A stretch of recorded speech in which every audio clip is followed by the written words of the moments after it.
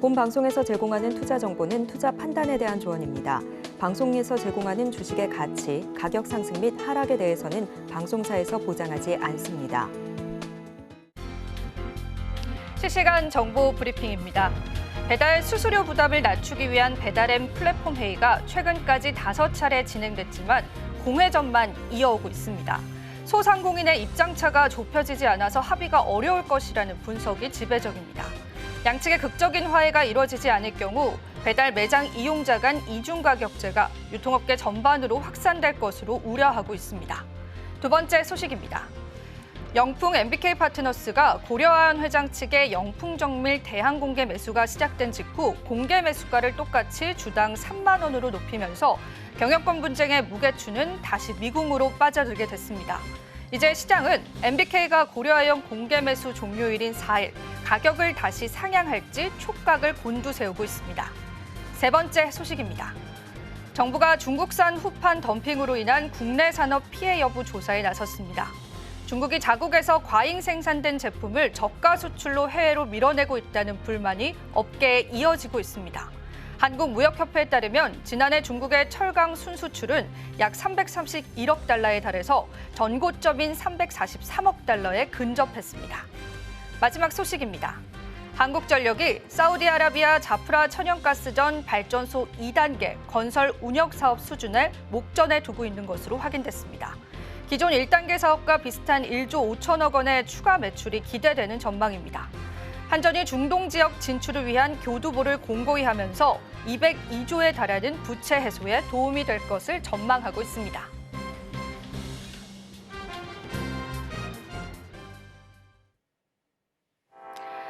시청자 여러분 안녕하세요. 오늘장 내일장 진행을 맡은 이지영입니다. 자, 오늘 국내 증시는 그래도 시장에서 빨간불 나타내면서 안도 랠리들이 이어져 오고 있는데요. 중요한 골자는 외국인들의 수급이었습니다. 하지만 마음 한켠에는 언제 떠날지 모르는 외국인에 관한 불안감들을 안고 있는 시장인 것 같습니다. 이쯤 되면 이런 이야기들을 들려드리고 싶습니다. 외국인의 귀환이 아니라 이제는 이민을 오면 어떨까? 그만큼 시장에서는 외국인 수급에 관해서 촉각을 곤두세우고 있습니다. 오늘 오후장까지요. 외국인 수급 이탈까지 저희가 챙겨보면서 그 전략들을 함께 해보시면 어떨까 싶습니다. 오늘도 다양한 인사이트들 함께 하겠습니다. 자, 그렇다면 지금 현재 시장 상황 바로 한번 저희와 체크해 보시도록 하죠. 코스피, 코스닥 지수 모두 다 일제히 상승폭을 보여주고 있는데요. 코스피는 0.36%의 상승률, 코스닥은 상승률이 더욱더 큽니다. 1% 넘는 상승률 보여주고 있는데 다만 오후 들어서는 그 탄력이 조금은 둔화됐다라는 부분들 체크해 보시면 좋겠습니다. 자, 오늘 일중 흐름도 바로 살펴보겠습니다. 오늘 코스피 지수 같은 경우에는 그래도 장 초반에 벗어나면서 강세를 나타냈지만요. 역시나 12시 15분을 기점으로 약간의 주가 탄력을 잃어갔습니다. 금투세 관련한 내용들이 시장에 혼선을 준 것으로 현재 풀이가 되고 있는데요. 그래도 지금 수준에서는 0.36%의 상승률을 유지해주고 있다라고 보시면 되겠습니다. 코스닥 시장도 바로 한번 살펴볼까요? 오늘 코스닥 시장 같은 경우에는 코스피 시장보다는 상승 탄력이 좋습니다. 다만 보시는 것처럼 12시 15분을 기점으로 약간의 상승률이 둔화되고 있다는 분석이 있습니다. 시장을 조금 면밀히 살펴보니까요. 외국인들의 차익 실현 매물들이 현재 나오고 있다는 분석도 있습니다. 수급 이탈 여부도 계속 체크해 보시면 좋겠습니다. 수급 상황 바로 한번 살펴보시죠. 오늘 코스피 시장에서 오랜만에 그래도 외국인들 수급 들어와 줬습니다. 다만 그 수급이 아쉽기는 하죠. 336억 원의 매수세 보여주고 있고요. 다만 기관이 1,900억 원 넘게 현재 매도하고 있는 시점입니다. 개인은 오늘 사고 있고요. 외국인 같은 경우에는 선물에서는 지금 매도 전환했다라는 부분들 같이 챙겨드리겠습니다. 자, 코스닥 수급도 바로 한번 살펴보시죠. 자, 오늘 코스닥 시장에서도 외국인 수급 들어왔습니다. 특히나 제약바이오단에 관한 수급들이 들어오고 있다라는 부분들이 그래도 시장 상승을 이끌고 있다라고 보셔도 되겠고요. 기관도 오늘은 들어왔고 개인 같은 경우에는 1,700억 원 넘는 물량 덜어내고 있습니다. 시가총액 상위 종목 살펴보시면서 시장 흐름들 같이 짚어보겠습니다.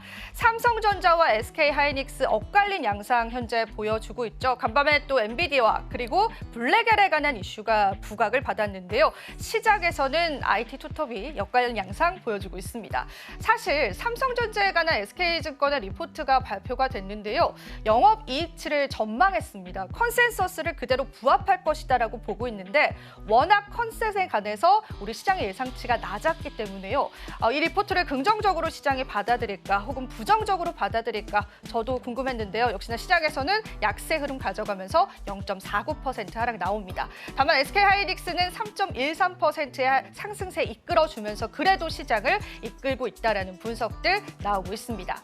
자, 오늘 삼성바이오로직스에 관한 이야기들 많이 들어보셨을 것 같습니다. 증권사에서 일제히 목표 주가를 상향 조정했는데 내용의 골자는 역시나 생물보안법으로 인한 수혜도 예상이 되고 지금도 다양한 계약들을 수주해 오고 있기 때문에 앞으로의 주가 탄력도 붙을 수 있을 것이다라고 보고 있습니다.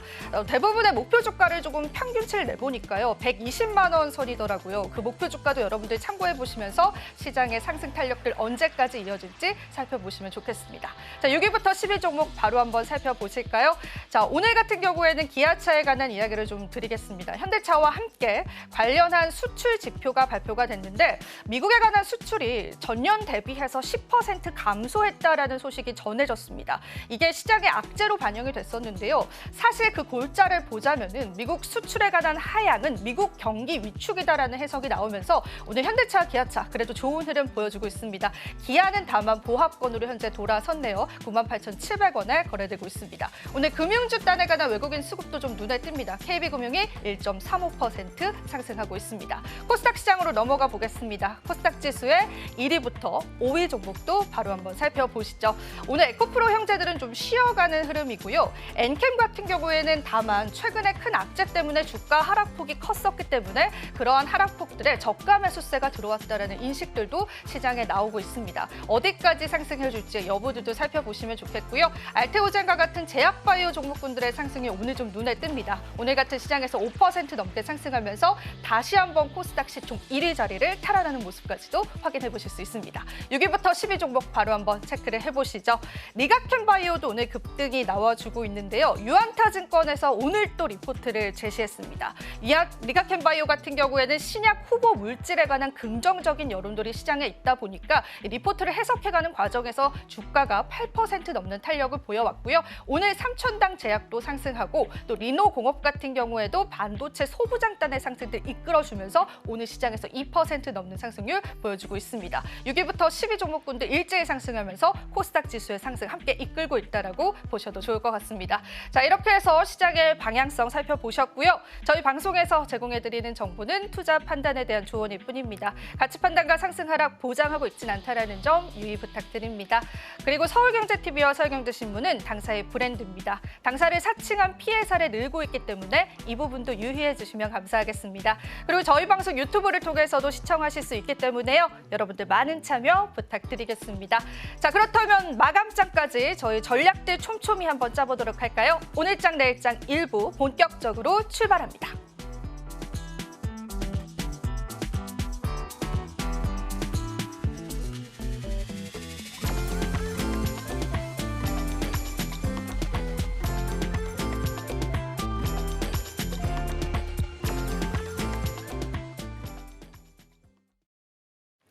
네, 오늘도 저희와 마감 시장까지 함께 달려보시면 좋을 것 같습니다. 자, 코스피, 코스닥 모두 다 빨간불 보여주고 있긴 한데 상승 탄력 조금은 둔화되고 있는 모습이고요. 자, 오늘도 도움 말씀 주실 이성웅 이사님 모셔보겠습니다. 이사님 반갑습니다. 네, 안녕하세요. 네, 오늘 시장 또 어떻게 해석하고 계시는지 저희가 한번 시장 한 줄 평으로 들어볼까요?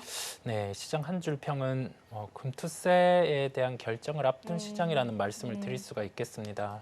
정책에 따라서 오늘은 최소 유예에 대한 기대감으로 시장이 반등이 나오는 모습이었어요. 그 부분을 놓고 외국인은 모처럼 거래소, 코스닥, 선물까지 매수를 해주다가 금투세 관련해서 좀 애매한 스탠스가 나오다 보니까 선물은 12시에서 1시 기점으로 매도 전환을 매도 전환을 하는 모습이었고 지금 주식 쪽 같은 경우도 매수에 대한 부분의 강도를 좀 줄이고 있는 상황이에요. 물론 중동 이슈도 있지만 오늘 시장에서 기대했던 부분은 금투세에 대한 최소 유예 결정이었는데 그거를 약간 지도부의 결정으로 미룸에 따라서 시장은 좀 밑꼬리가 거래소가 더 큰 모습. 코스닥 같은 경우는 아까 1% 정도 이상 상승해서 지금은 한 0.8% 정도 상승으로 상승폭을 좀 반납하는 모습이고요.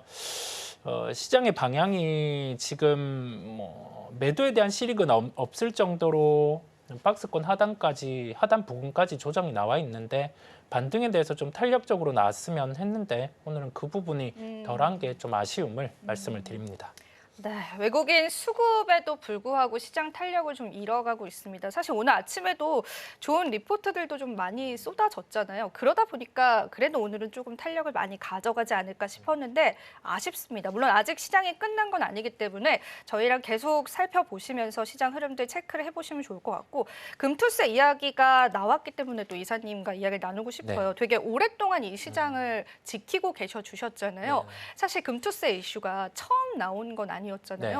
금투세 이슈가 나왔을 때마다 시장의 방향성들이 어땠는지 우리 시청자분들에게 좀 힌트를 주실 수 있을까요, 기자님? 과거에는 그 처음에 발목을 잡았던 게 양도세에 대해서 금액이 이제 줄어들었을 때 그때 시장 발목을 계속 잡아왔었어요. 이건 그래도 폭이 어느 정도 결정돼서 시장은 이 부분에 대해서 적응을 했다 보니까 연말 시장이 늘 약한 경우가 이제는 좀 희석이 되었는데 금투세 같은 경우는 좀 시장에 충격을 줄 수 있을 만한 그 범위로 지금 계속 고려가 되고 있다 보니까 시장에서도 적극적으로 매수를 하기에는 세금에 대한 이슈 부분이 있다 보니 그 한계가 있는 거고 대만 사례에서 우리 금투세가 적용이 되었을 때 지수가 좀 시스템 리스크가 나왔을 정도로 급락이 나온 때가 있었어요. 네. 그래서 그때 당시에 대만이 금투세 지속을 하지 않고 유예 그다음에 폐지 형태로 갔다가 다시 한번 적용을 했을 때가 있어요. 그때도 시장 충격이 있다 보니까 단계적으로 세금에 대한 부분을 조정하고 나서 이를 적용하는 형태로 갔는데 우리나라는 그런 거 없이 좀 정치적인 요소로만 이를 이용을 하고 강행한다라고 하면 시장에는 좀 불편해질 수 있음을 말씀드립니다. 그래서 오늘 시장 반응이 하나의 답입니다. 유예로 갈 수 있는 최소 유예로 갈 수 있는 그런 스탠스를 보여줬을 때 나왔던 반등 정도가 시장의 참여자들이 미치는 심리죠. 주식을 매수할 수 있다는 심리거든요. 그래서 조속히 좀 시장이 우호적으로 마무리가 되었으면 하는 바람입니다. 네, 이사님의 바램까지도 저희가 좀 들어봤습니다.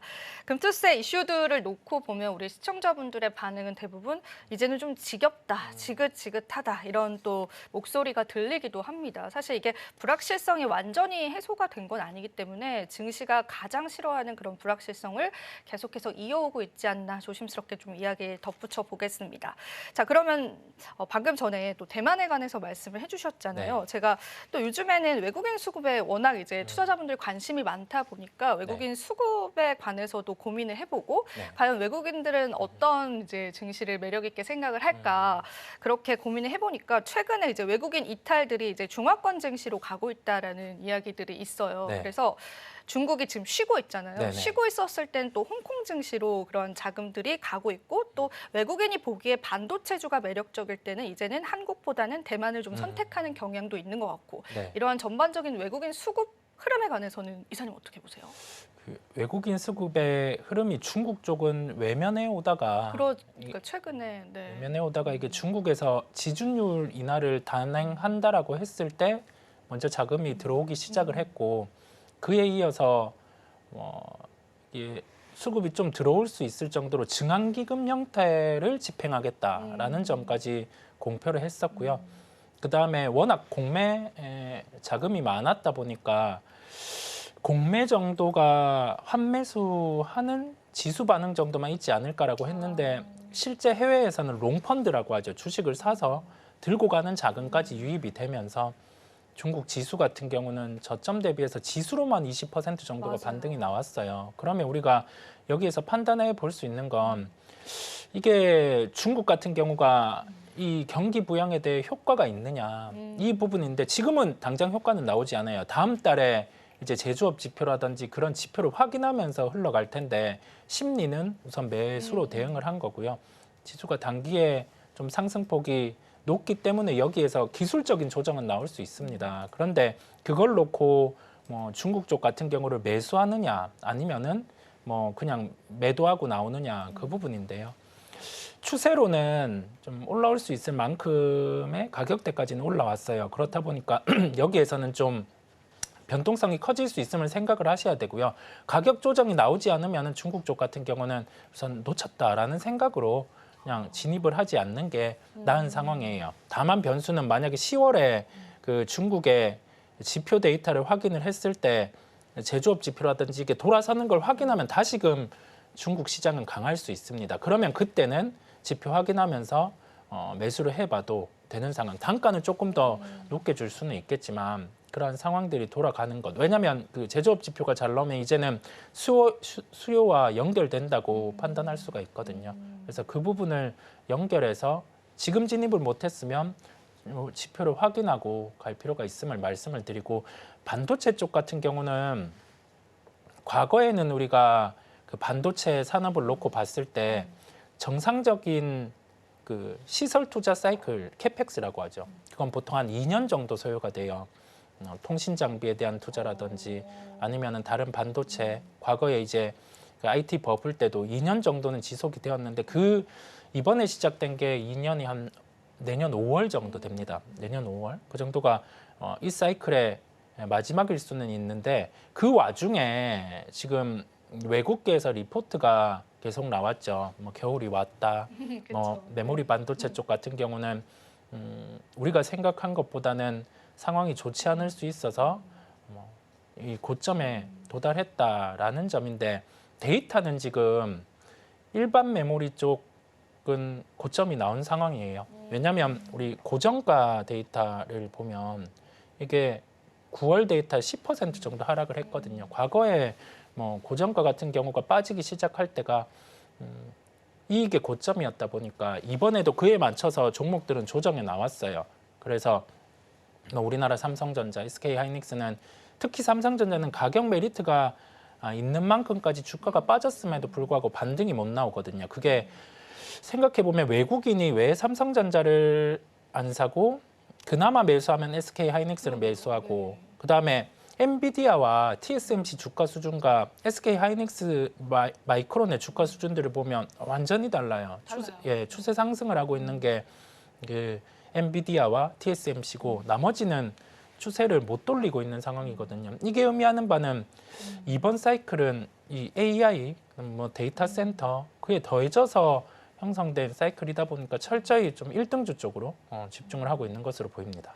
네, 알겠습니다. 저희가 또 외국인 이탈에 관해서 심도 깊게 이야기를 나눠 본 것 같습니다. 이게 사실 이사님만 또 해주실 수 있는 내용이다 보니까 저도 시청자분들께 꼭 전달을 해드리고 싶었습니다. 일단 앞서 이야기해 주신 것처럼 반도체 종목군들만 놓고 본다면 엔비디아와 TSMC의 주가의 방향성과 또 우리 국내 반도체 투톱과 또 마이크론의 방향성이 엇갈립니다. 그만큼 지금 우리가 주가에 관해서 어느 정도 좀 참고를 할 때는 엔비디아보다는 그런 마이크론 쪽을 조금 참고를 하면서 주가를 좀 예측해봐야 된다라는 이야기로 들리기도 하거든요. 네.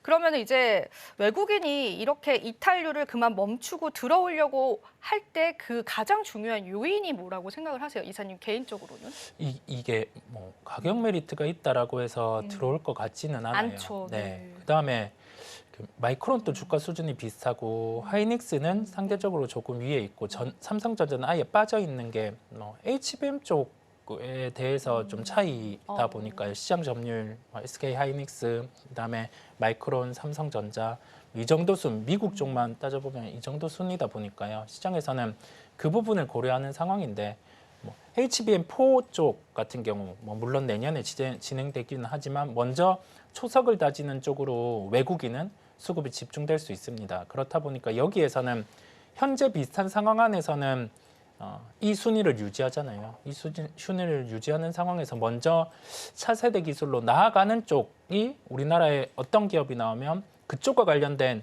밸류체인 장비라든지 그런 쪽으로 외국인이 간택을 해서 매수가 들어올 수 네. 있습니다. 그래서 그 시장을 사는 걸 보기보다 외국인이 차세대 쪽 기술로 우리가 먼저 넘어가면 살 수밖에 없죠. 없게끔 하는. 예, 왜냐하면 실적으로도 앞서갈 수 있고 하다 보니까 그 결론은 실적이에요. 실적 나오는 걸 보여주고 기술적인 우위에 있는 걸 보여준다라고 하면 외국인 같은 경우도 매수를 하리라 생각이 듭니다. 네, 실적도 뒷받침돼줘야 될 것 같고 그리고 넥스트 기술에 관해서 고심을 좀 해봐야 되는 시점일 것 같습니다. 자, 그래도 이사님 저희가 오늘 이제 반도체는 또 접어두고 오늘 시장에서 굉장히 상승 탄력을 받는 섹터군들은 좀 많아 보여요. 네. 그 중에서 이제 탑픽으로 가져오신 거 제외하시고 괜찮게 보는 섹터 있으세요? 조금은 길게? 오늘은 방산 쪽 같은 경우가 확실히 다른 괜찮게 모습이에요. 뭐 보시는 분들 생각할 게 시세 나기 전에 얘기를 해줬으면 어떨까? 그렇죠. 라고, 항상 아쉽죠. 네. 라고 생각을 할 수 네. 있는데 그러면 우리 여기에서 방산주에 대한 대응을 한번 생각을 해보는 겁니다.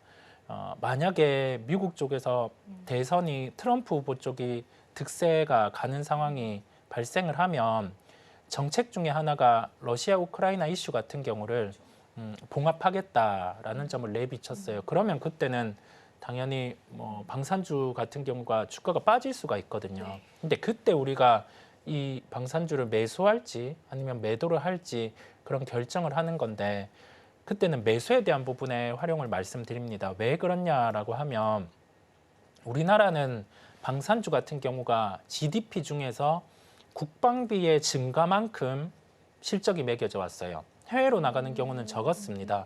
그런데 해외로 나가기 발생을 한 게 예전에 한국항공우주라는 기업이 있었고요. 그리고 나서 작년에 폴란드 쪽으로 우리 그 방산 쪽이 수주가 나가기 시작을 했어요. 그때 시세가 나는 와중에 막 수주 잔고가 쌓이고 했을 때 시장에서 고민한 거는 과연 이 수주가 연속성이 있을까 여부였는데 지금은 폴란드라든지 유럽 국가 외에 중동의 수주가 나오기 시작을 했어요. 중동에 좀 위험 있는 국가 외에 좀 방위가 필요한 국가 쪽에서 수주가 나오기 시작했거든요. 이게 의미하는 바는 수주에 대해서 어느 정도 이제 제품에 대한 퀄리티와 단가 같은 경우가 해외에서 보기에는 좀 적극적으로 수주를 갖고 와도 될 만큼 되었다라고 매력이 있는 거죠. 매력이 있다라고 볼 수가 있고 그 다음에 작년에 나갔던 수주에 대해서 이제 내후년이면 유지 보수에 대한 수주도 발생을 하게 돼요. 그렇다 보니까 실적 연속성이 있고 그다음에 이게 수주 공백 같은 경우도 낮다 보니까 뭐 그런 러시아 우크라이나 이슈 같은 경우가 봉합되는 상황에서는 매도가 아니라 매수를 할 수 있는 거고 그 다음에 뭐 해리스 후보 쪽으로 간다라고 하면 뭐 무난히 지금처럼 좀 상황 같은 경우가 흘러갈 수 있음을 말씀을 드리고 이번에 중동 이슈를 보더라도 타격전이죠. 국지전의 형태가 아니라 미사일을 쏘고 정밀 타격을 하고 여기에서도 미사일을 쏘고 타격을 하는 것처럼 이게 일반적인 전투가 아주 장기화되더라도 국지전보다는 타겟을 이렇게 왔다 갔다 하는 그런 게 있다 보니까 방산에 대해서 정밀도가 더 강해져요. 그다음에 가성비도 중요한 게 타겟에 대해서 맞추고 돌아오고 이렇게 하면 이게 원래 아주 고퀄리티를 쓰는 것도 맞지만은 비용에 대한 부분도 생각을 해야 되거든요. 그래서 뭐 우리나라 방산 쪽이 더 주목받는 이유가 거기에 있음을 말씀을 드립니다. 시장의 매력도적인 측면에서 봤을 때도 방산주의 흐름들 긍정적으로 바라볼 수 있을 것 같습니다. 자, 그럼 저희가 오늘 또 시장에서 주목받는 이야기들과 섹터군들 준비를 했습니다. 은혜로운 섹터를 통해서 만나보시면 좋을 것 같습니다. 잠시 뒤에 은혜로운 섹터 이어집니다.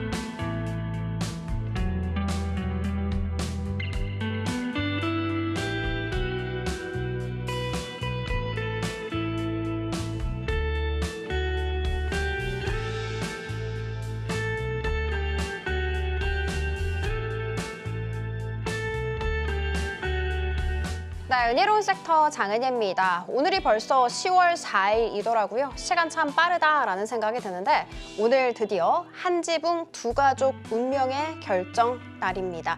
자, 그러면 어떤 이야기였는지 자세하게 하나씩 살펴보는 시간 가져보도록 하겠습니다. 영풍 MBK 연합의 고려아연 공개 매수 청약 종료일이 바로 오늘입니다. 만약에 고려아연의 주가가 75만 원을 웃돌게 된다면 이들의 계획에 차질이 생기는 것이고요. 만약에 75만 원을 밑돌게 된다면 영풍 MBK 연합 측의 승리로 끝이 난다 생각을 해주시면 되는데, 당연히 고려아연 가만히 있지 않겠죠. 지난 2일에 3조 1천억 원을 들여서 한 주당 83만 원의 공개 매수 나서겠다라고 이야기를 했습니다. 그럼에도 불구하고 사실 당일에 주가는 조금 미적지근했어요. 왜냐? 5.87% 지분이라는 최소 매수 조건이 달려 있었기 때문입니다.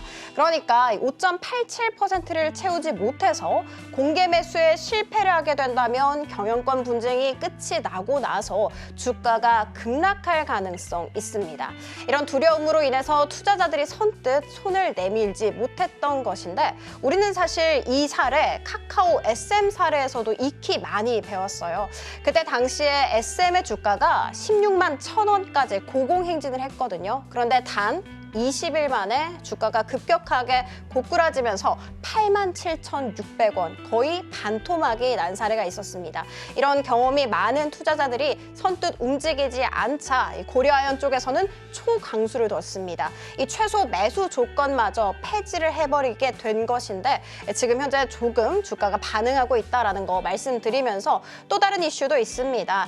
정부 측에서 오늘 오후에 고려아연 보유 기술에 대해서 이것이 국가 핵심 기술에 해당이 되는지 되지 않는지에 대해서 심사를 할 것이다 라고 이야기를 했는데, 사실 지금 이 보유한 기술이 그렇게 복잡한 기술이 아니라고 해요. 그래서 오늘 바로 판정받을 수 있을 것이다 라는 이야기 나오고 있습니다. 일단 주가 흐름 살펴봤더니 지금 현재도 고려아연의 주가가 75만 원 웃선에서 거래가 되고 있고, 오늘 장 초반에 그러니까 갭상승으로 바로 시작을 해서 77만 4천 원을 터치하기도 했거든요. 그 말은즉슨 오늘 장 마감까지 75만 원 웃돌지 않을까라고 생각을 해주셔도 좋을 것 같습니다.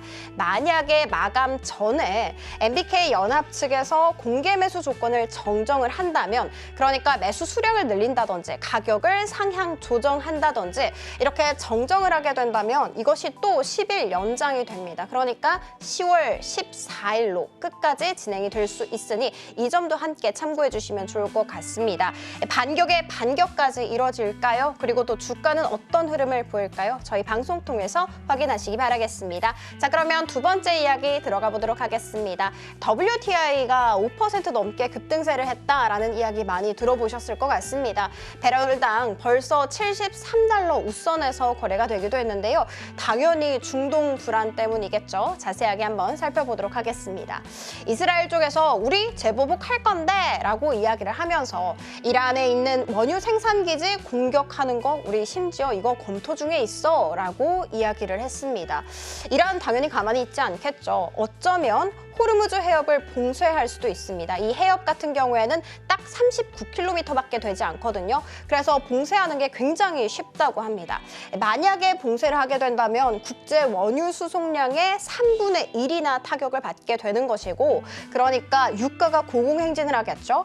한 스웨덴 은행 쪽에서는 만약에 봉쇄를 하게 된다면 유가가 200달러 넘을 수 있다라는 경고의 메시지를 날리기도 했습니다.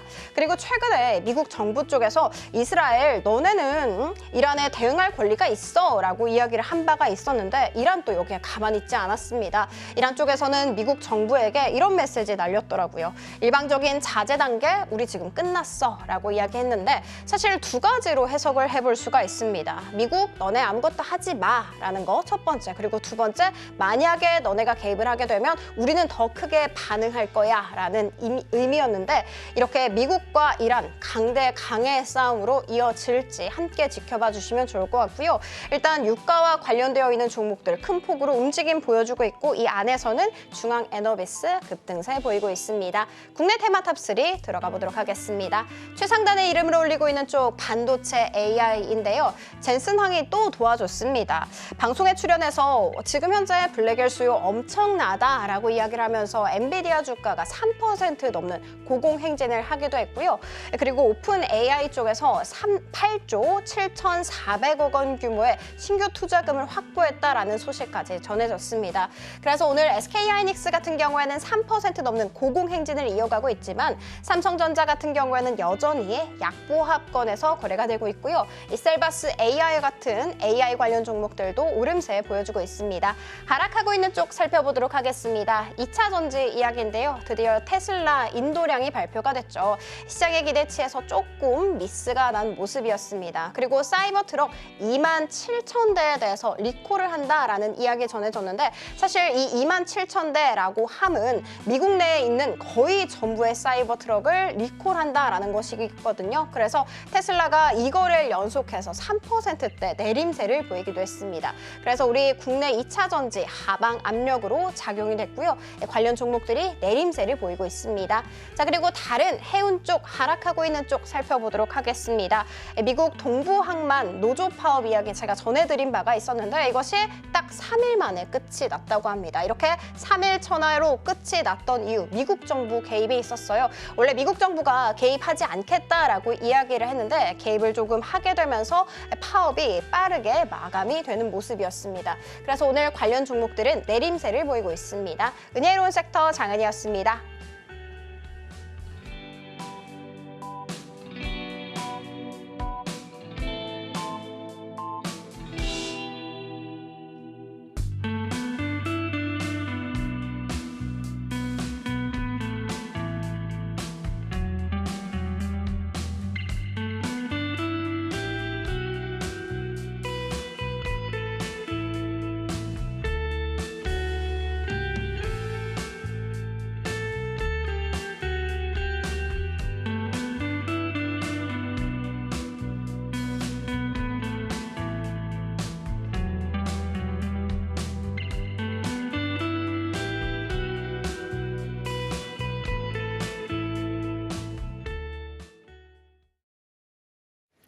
은혜로운 섹터 함께 보고 오셨습니다. 저희가 또 시장에서 보다 면밀한 대화들 계속 이어가 보도록 하겠습니다.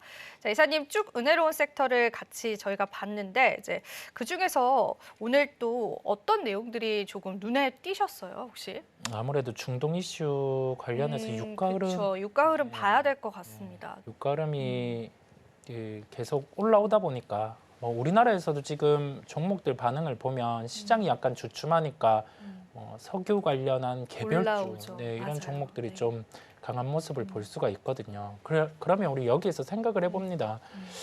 그 파국으로 가는 측면이 나타나면 시장에는 상당히 좋지 않아요. 그게 뭐 핵시설 타격이라든지 그렇죠. 그런 면이 있을 때 그런데 그건 다 같이 불행해지다 보니까 각 국가에서도 선택할 가능성은 낮습니다. 그러면 여기에서 시장의 컨센이라고 하죠. 발생 가능한 이벤트로는 그 정유시설 타격 정도. 예, 그러면 그때는 유가가 시장에서 약간 위로 생각하고 있는 한 90불 정도까지도 올라갈 수 있어요. 그 가능성을 지금 시장에서는 반영을 하는 모습이고요. 자, 그랬을 때 만약에 한 90불 정도까지 유가가 올라갔어요. 그러면 우리 생각해야 될 게 그때는 유가 관련주를 볼 게 아니라 역으로 유가로 피해 볼 수 있는 종목들을 피해야 돼요. 네, 그죠? 그때는 이제 접근 90불 정도 올라갔을 때, 접근을 한다. 네, 그때 됐을 때 90불 됐을 때 왜냐하면 더 이상 이게 뭐 100불 가고 뭐 이렇게 될 가능성은 낮다 보니까 왜 그게 가능성이 낮냐면 우리 그 중동 이슈가 있기 전에 하나의 뉴스가 있었어요. 사우디 같은 경우가 그 원유를 증산하겠다라고 했어요. 근데 사우디의 모토는 우리 100불까지는 증산은 없다. 우리가 가격을 결정한다. 이런 식이었는데 12월 1일부터 증산을 한다라고 했거든요. 한 70불 정도 이하 유가 70불대 정도 수준에서 이게 왜 그렇냐라는 고민을 해보면 미국이 지금 경기로 인한 인플레이션 요소가 나타나면 안 돼요. 이게 나타나면 경기 침체로 갈 수 있는 요인이다 보니 뭐 그런 것까지 결부해서 중동에서 그런 무언의 약속이 있었다. 그런 이렇게 가능성도 보시는 있는 거죠. 거예요? 그런 오, 가능성도. 네. 예, 그런 가능성에 따라 미국 증시는 계속 경착륙의 그렇죠. 느낌이 지표가 보여주고 있죠. 네. 연착륙 지표가 나오고 있거든요. 그런 지표가 있다 보니 뭐 그 가능성도 있는데 유가가 90불 간다라고 하면은 뭐 사우디의 증산 이런 점 그다음에 미국에서도 인플레이션이 나타나면 안 되다 보니까 보충하고 있는 전략 비축률을 시장에 내놓는다라고 할 수도 있어요. 그러면 유가는 다시 뭐 80불 안정화를 찾겠죠. 이렇게 나타날 수 있다 보니까 그때 그 정도의 유가 수준이 되면 항공주는 엄청 또 빠져 있겠죠. 그랬을 때 볼 수 있는 역으로 볼 수 있고 지금은 뭐 여기에서 유가에 대한 시설 타격이 나타나면 상승할 수 있는 유가룸이 있기 때문에 관련해서 테마주들을 매매하실 분은 충분히 하실 수도 있음을 같이 말씀을 드립니다. 굉장히 좋은 지금 투자 아이디어를 주셨어요. 제가 깜짝 놀랐는데요. 오히려 이제 유가의 상승 탄력을 받았을 때 유가의 피해를 보는 그런 섹터군들과 종목군들에 여러분들이 집중을 하시면서 매수의 기회를 단기적인 트레이딩 관점에서 보시면 좋다라고 말씀을 해주신 것 같습니다. 근데 너무 재밌네요, 이선님. 그런 네네. 서로의 무언의 약속이 있었다라고 한다면은 결과적으로 미국 경제를 잘 포장해주기 위한 사우디의 증산 소식이다라는 해석들도 나올 수 있는 것 같아요. 네. 유가 관련주들의 흐름은 어디까지 이어지실 거라고 보세요, 이사님? 이게 그 우리나라의 정유주들은 유가가 오른다고 해서 표면은 긍정인데 이게 정제 마진이란 걸 봐야 되고 그 정제 마진 중에서 싱가포르 정제 마진의 영향을 받다 보니 유가로 인해서 우리나라 정유주가 반등이 나오면 되려 좀 매도를 해주는 게 지금은 나아요. 왜냐하면 정제 마진 자체가 유가가 올라간다고 해서 지금 크게 변화가 안 되다 보니까 그렇게 보시면 되고요. 다만 이 개별주들, 뭐 석유 관련된 이름이 들어간 종목들 아니면 전쟁의 이슈가 있을 때 반응했던 종목들은 시세 연속성은 존재를 합니다. 다만 이런 종목들을 비중을 크게 갖고 갈 수는 없어요. 오늘 보면 뭐 중앙에너비스 이런 종목은 상한가에 도달을 했다가 살짝 지금 반납을 한 모습이고 뭐 흥구석유 이런 종목은 20% 정도 근처까지 상승을 하고 있거든요. 이런 종목은 좀 해지 정도의 차원으로 일부만 지금은 해볼 수 있음을 말씀을 드립니다. 네, 좋습니다.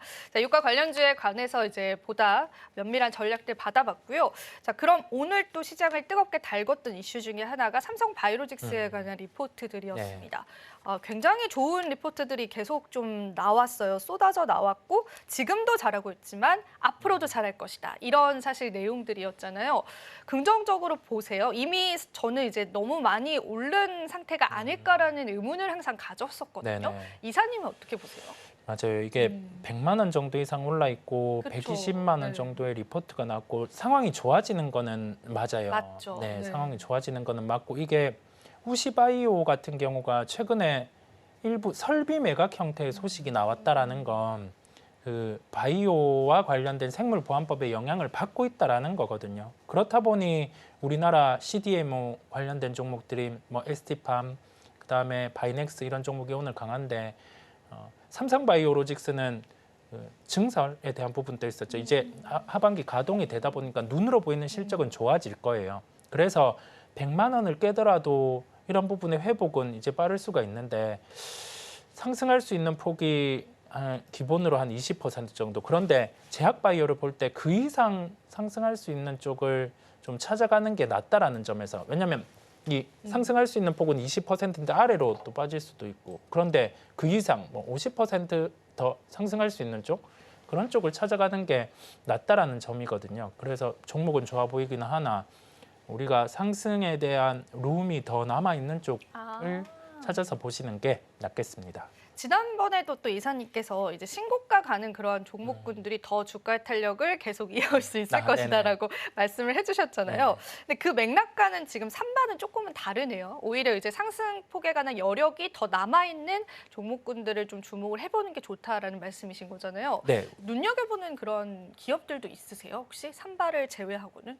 오늘 주가들이 좀 움직이고 있는데 네. 대표적으로 뭐 알테오젠 같은 경우도 아직 뭐 그 다른 기업 해외 기업의 할로자임이라는 기업과 비교를 하자면 한 40만 원 정도까지는 기본으로 상승이 되어 있어야 되다 보니 가격적으로도 좀 40만 원 정도를 열어둘 수 있고 그다음에 비만 치료제와 관련해서도 해외 기업 쪽은 조정이 좀 나오기는 했지만 결론은 뭐 게임 체인저는 경구용이다 보니 뭐 D&D 파마텍 이런 기업들 같은 경우도 볼 수가 있겠고 거기 더해져서 기술 수출의 형태가 나올 수 있는 기업들 뭐 리가캔바이오 오늘 강하기는 한데 오늘 강해요. 네 되게. 그런 기업들을 좀 미리 우리 말해줬으면 좋았을 텐데 그렇죠? 네, 제가 일주일에 한 번만 나오다 보니까 네. 예, 얘기를 매번 못 해주고 있는데 네. 그런 기업들을 관심에 넣고요. 만약에 뭐 이런 기업들이 고점 대비해서 한 10% 정도 조정 나온다라고 하면 살펴보시면 되겠습니다. 네, 좋습니다. 우리가 제약바이오주 전반에 관해서 긍정적인 흐름들 계속 이어올 것 같고요. 또 마침 오늘 관심 섹터로 제약바이오주들을 또 가지고 오셨기 때문에 삼성바이오직스 리포트로 저희가 이야기의 물꼬를 한번 터봤는데 조금 더 자세히 가까이 좀 다가가 보면 좋을 것 같습니다. 제약바이오 섹터군들 앞으로도 긍정적으로 보시는 이사님의 이유는 어떤 걸까요, 이사님? 우리가 매크로 환경에서 어떤 업종에게 유리하게 유리할 것인가? 되면 오. 그거는 기본적으로 네. 그냥 이 하나의 덤이죠. 네. 근데 금리 인하기에는 제약바이오 쪽은 보통 뭐 임상 진행을 할 때 비용이 많이 들어가다 보니까 외부에서 자금 조달을 하는 경우가 많습니다.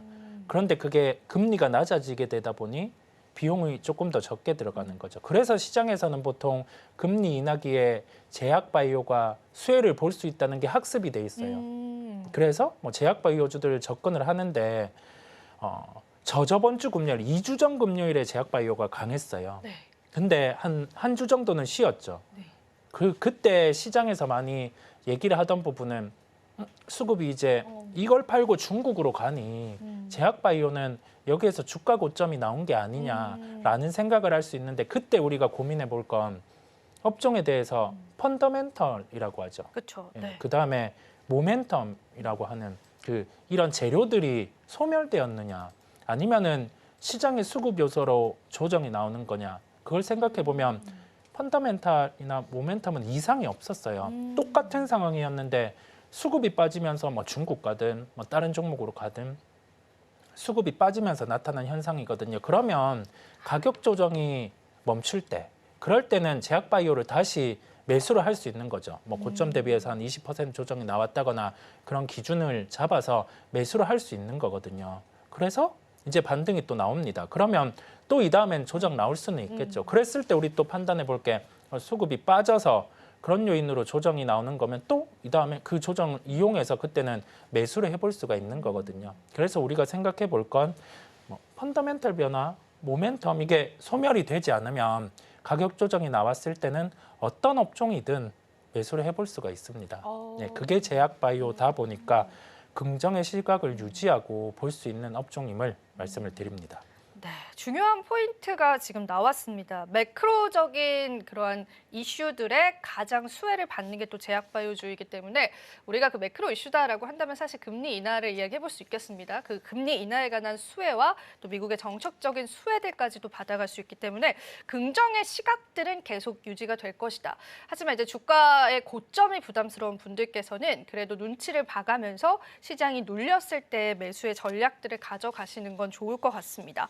자, 그럼 사실은 제약바이오주들도 굉장히 많습니다. 그리고 우리가 뭐 CDMO 관련해서도 신약 관련해서도 여러 가지 섹터로도 좀 나눠볼 수가 있을 것 같은데 이사님은 이렇게 우리가 섹터를 쪼개봤을 때는 어떤 섹터군들을 우선은 좋게 보세요? 구조가 바뀐 쪽이에요. 구조가 바뀐 쪽을 찾는 법은 어떻게 찾을까요? 보통 매년 초에 대기업 쪽에서 그 어떤 물질에 대한 투자를 단행을 합니다. 그게 올해는 항체 약물 접합체라고 해서 ADC 이쪽이었죠. 이게 우리나라에서는 리가캔바이오가 주로 하는 사업이고 항체. 예, 해외에는 뭐 익수다 이런 기업이 셀트리온이 또 지분 투자해서 이렇게 있는데 그쪽 중심으로 예, 연초에 대기업이 투자하는 쪽 같은 경우를 체크해 놓으실 필요가 있고요. 그다음에 해외 시가총액 상위의 변화예요. 1112, 노보노디스크 같은 경우는 시총 상위에 랭크가 돼 있잖아요. 네. 그런 것처럼 시총 상위에 랭크되는 제약바이오주들의 핵심 기술이 뭔지 예, 그걸 보고 투자하는 것도 방법이에요. 그렇다 보니까 우리나라의 투자 연초, 그다음에 해외에 계속 거래되는 시가총액 상위의 제약바이오 기업의 핵심 기술이 뭔지 예, 그러면 그게 뭘까요? 그게 비만 치료제. 비만 치료제입니까? 시세는 다 나다 보니까. 네, 너무 나오긴 네, 했는데요. 시세는 다 네. 또 다음을 찾는 네. 거죠. 이 방식을 통해서 제약바이오 다른 쪽, 그 다음에 어떤 그 산업 안에서 뭐가 발생을 해요. 유한양행이 병용요법을 통해서 FDA 승인을 받았잖아요. 네. 폐암 치료제. 그러면 폐암 치료제를 개발하고 있는 어떤 기업을 찾아서 한번 접근을 해보는 거죠. 왜냐하면 시장이 개척이 되었으니 이와 비슷한 물질로 승인을 준비하는 기업들 같은 경우는 뭐 시장에서는 좀 반응이 나타날 수 있기 때문에 그런 쪽을 찾아서 보시면 제약바이오 쪽도 도움이 되시겠습니다. 네, 그러면 일단은 산업에 관한 전반적인 이해가 좀 필요할 것 같습니다. 지금 렉나자 승인으로 인해서 시장이 개척이 됐다면 그 시장 안에 들어오는 같이 품어줄 수 있는 그런 기업들을 선별해 보시는 게 투자의 전략이 될 수 있을 것 같고요. 그리고 연초마다 또 대기업들이 투자하는 그런 분야가 있습니다. 그 분야 챙겨보시고 거기다 해외 제약사들의 시총 상위 종목군들과 연관되어 있는 국내 기업들을 찾아보는 것도 전략이 될 것 같습니다. 제약바이오주 안에서도 재료가 굉장히 많은 느낌이거든요. 네. 이사님께서 지금 집중을 해주시는 거는 그래도 신약 관련한 쪽으로 조금 집중을 해주시는 것 같아요. 네, 신약 관련 쪽 같은 경우가 아무래도 좀 이게 진행이 잘 되었을 때 중간중간 데이터가 나오는데 그런 데이터가 유의미하게 나오면 주가 반응이 나타나다 보니까 그런 쪽을 계속 찾아서 보는 거고 우리나라에서도 뭐 임상 3상 진행에 대해서 결과들이 잘 없었는데 이제 하나씩 좀 보여주고 최근에 있다 그죠? 하나둘씩 네. 나오고 있죠. 보여주고 있다 보니까 그런 기업들을 찾아서 보시면 도움이 되겠습니다. 네, 그래서 더 궁금해집니다. 이렇게 우리 촘촘하신 이사님께서 과연 어떤 또 기업들을 오늘 또 탑픽으로 가지고 오셨는지 궁금한데 어느 쪽으로 보시고 오늘 또 가지고 오셨을까요, 이사님? 네, 아까 말씀드렸던 뭐 폐암 치료제 쪽으로. 네, 네. 관련해서 그 뭐 암에 대해서 정복이라든지 아니면은 그 치료에 대한 부분들은 단가가 좀 비싼 면이 있지만 효능 같은 경우가 높은 쪽으로 그다음에 뭐 보험 수가까지 적용되면 되게 좀 좋은 상황들이 이제 유한양행으로 보여줬다 보니까 오늘 말씀드린 기업은 뭐 브릿지바이오 테라피틱스 네네네. 같은 경우를 말씀드리려고 하고요. 폐암 치료제와 관련된 부분의 물질에 용량군 같은 경우에 효능이 긍정적입니다. 그럼 이 용량군의 효능이 긍정적이라는 점은 점차 용량을 올려가요. 1회 투여를 했다가 이게 효능이 있으면 3, 뭐 5, 그다음에 최종적으로 이거를 시판할 수 있는 수준 또는 다음 임상을 진행할 수 있는 수준까지 한 단계씩 올려가거든요. 그런데 이제 다음 임상으로 갈 수 있을 만큼의 데이터가 나왔다 보니까 시장에서는 좀 여기에 대해서 계속 주목을 할 수가 있고 물질에 대한 우월성이에요. 그런 부분을 갖고 있으면 시장에서는 뭐 신약에 대한 부분이 바로 나오지 않더라도 임상 진행이 되는 결과가 나올 때마다 종목에 대해서 관심을 계속 가질 수가 있습니다. 제약바이오가 시장에서 계속 좀 의미가 부여되는 장이다 보니까 종목들 같은 경우는 시가총액이 작은 종목 중에서 실제 기술이 있는 쪽도 함께 챙겨보시면 도움이 되겠습니다.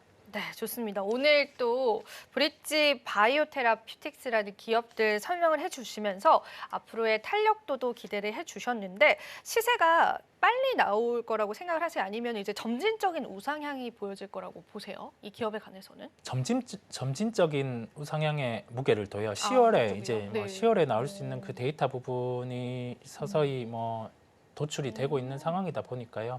점진적으로 좀 시세가 나올 수 있고 시가총액 한 2천억 정도면 또 부담이 없다 그렇죠. 보니까 네. 관심을 가지고 보는 상황임을 말씀을 드립니다.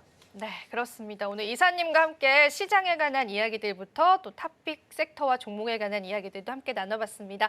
자, 오늘도 도움 말씀 주신 이사님께 감사 인사 드리겠습니다. 이사님 고맙습니다.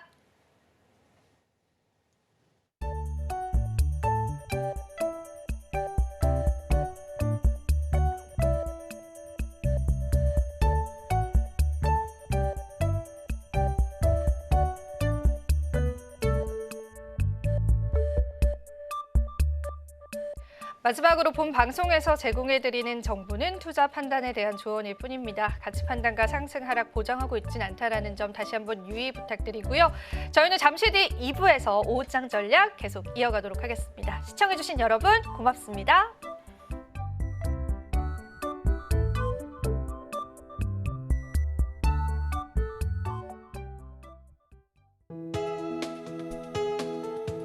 본 방송에서 제공하는 투자 정보는 투자 판단에 대한 조언입니다.